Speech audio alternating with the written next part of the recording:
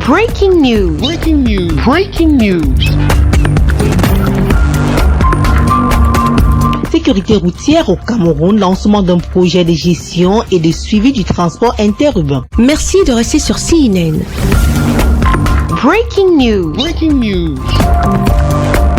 La lutte contre l'incivisme routier se poursuit au Cameroun. Ce lundi 27 septembre 2020 à Yaoundé, la capitale, le ministre des Transports Jean-Ernest Ngale Bibeye a procédé au lancement de la phase pilote de gestion et de suivi centralisé des mouvements interurbains. Au rang des mesures, 100 bus de différentes compagnies de transport interurbain se sont vus connectés à partir d'un serveur central situé au ministère des Transports. Comme je vous l'avais annoncé lors de ma communication spéciale du 10 août 2021, au cours de laquelle je vous prescrivais un certain nombre de directives à observer, tout en vous annonçant que des mesures innovatrices seront prises pour contenir les accidents de la circulation routière, nous assistons donc aujourd'hui au lancement de la phase pilote du projet de gestion et de suivi centralisé du transport interurbain de personnes dans le cadre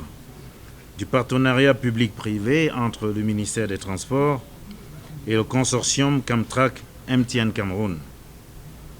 Cette phase pilote, vous aurez certainement l'occasion de le constater tout à l'heure,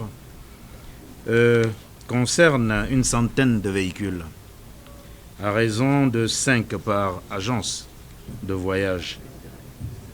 Et à très brève échéance, c'est un système qui va être généralisé à l'ensemble des transporteurs de notre pays.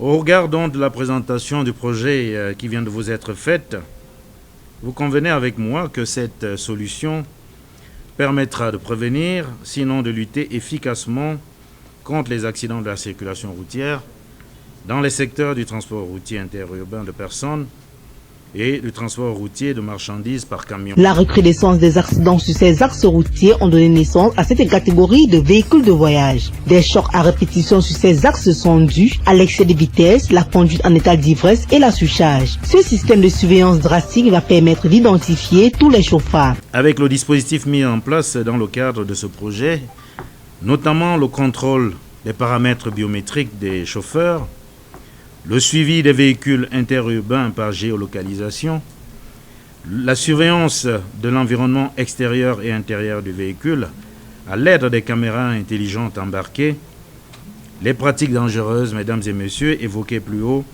si elles persistaient encore aujourd'hui, n'échapperont plus dorénavant à notre contrôle.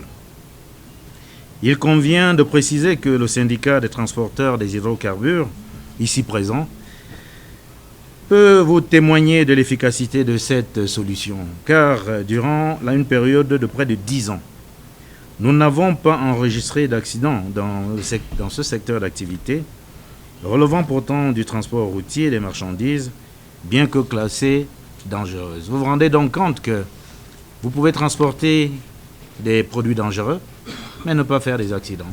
Et ce système qui a été mis en place a contribué fortement. C'est ce que nous voulons faire pour le transport interurbain de personnes. Désormais, les familles seront certainement à l'abri de l'angoisse, de la tristesse grâce à ce fruit issu d'un partenariat public-privé. Merci d'être sur CNN, la télévision autrement. Les programmes se poursuivent. Retrouvez en ligne toute l'info en continu sur C-Web Info, 100% info, non-stop.